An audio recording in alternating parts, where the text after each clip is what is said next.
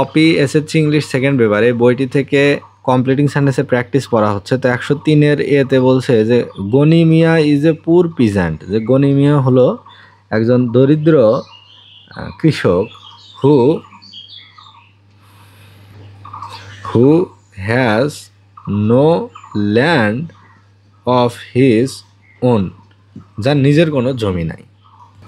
B নম্বরে বলছে as he has no land land of his own, যেহেতু তার নিজের কোনো জমি নাই তাহলে he has to work for others, তাকে অন্যের জন্য কাজ করতে হয়।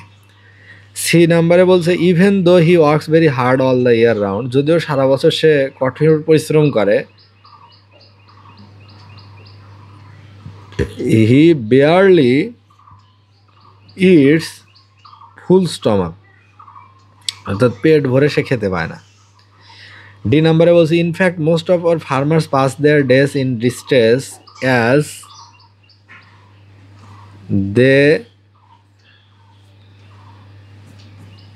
আর ল্যান্ডলেস। আচ্ছা, প্রকৃতপক্ষে অধিকাংশ কৃষকদেরই দুর্ভোগে জীবনযাপন করতে হয় কারণ তারা হলো ল্যান্ডলেস বা জমিহীন। ই নাম্বারে বলছে there distress will never be removed until government take effective